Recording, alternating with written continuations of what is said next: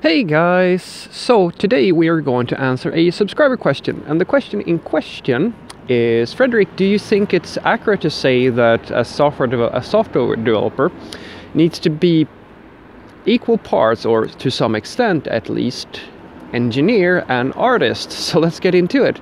Now, to give a bit of context, this person who asked this question described that he had been reading a book that was talking about, well, I think the name was something along the lines, How to Think Like a Programmer.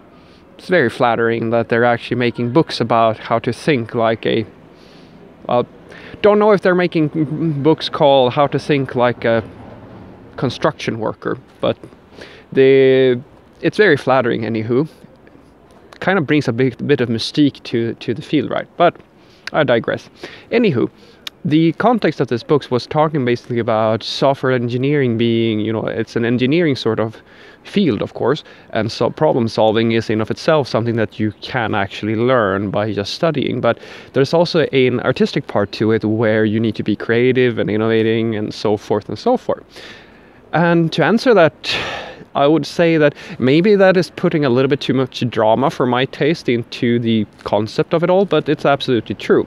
One of the fundamental things that you should realize, and hopefully when we talk about it, it will become fairly a little bit clearer, but if you really think about it, software programming in of itself, like just programming a computer, that is just the start of it all. With that, it's just a form of expression, if you will. It is a way for you to execute on an idea or on a concept or solve a problem of some sort. The rest is up to the creativity that you have or somebody else has. That's the way it works usually. You can either get paid by somebody else to execute on their ideas and their goals, or you can build your own things and, execute on your own ideas and so forth. And even that is also, a little bit of a... Well, I mean, whenever you sit down and work for a company or whichever thing you're doing, you're going to, most likely, have problems in your everyday work where you need to use your creativity to actually solve these problems. And it's one of the things that I kind of think is a little bit misleading with how people think about, well, or rather how people express themselves when they talk about certain fields. Now, of course, I'm going to pull this back to JavaScript land, since it's the most common misconception people have, where you think that the problems that you are solving falls in one sort of category. And it is absolutely true that if you work in, say, front end, you are going to most likely face problems that have to do with the UI of some sort, as well as when you work with the back end, you're going to have back end related problems.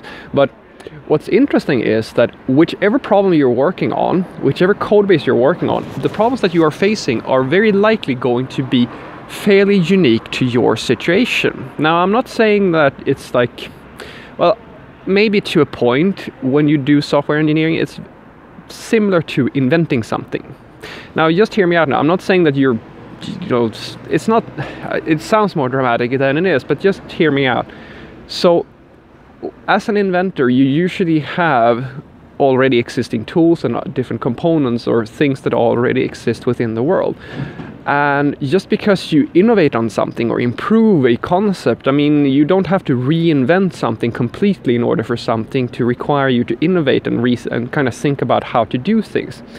And that's pretty much how it works in software development. Although about there's tons of best practices and libraries and tools, and like you have this ecosystem of opportunities for you to kind of have different solutions and different ways of executing on solving a given problem. Just because you have that doesn't mean that you can just plug out your brain and not think about it, because all this is just an ecosystem of possible approaches or possible ways of solving either the whole problem or a part of the problem.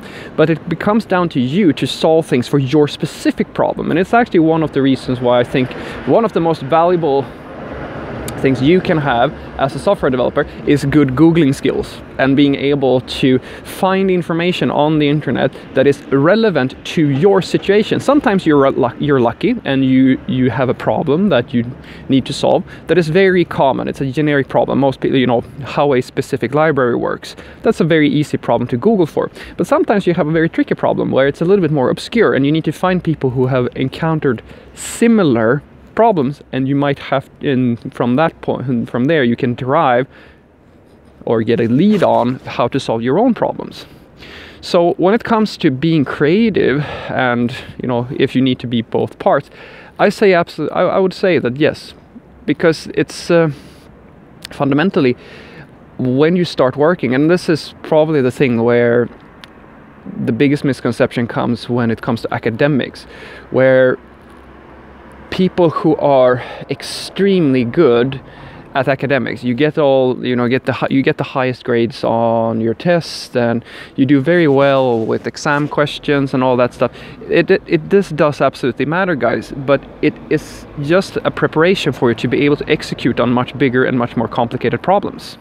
When you work as a software developer, it's very, very unlikely that you are going to get very far unless you have the ability to actually execute on the knowledge that you have. How do I put this in a good way?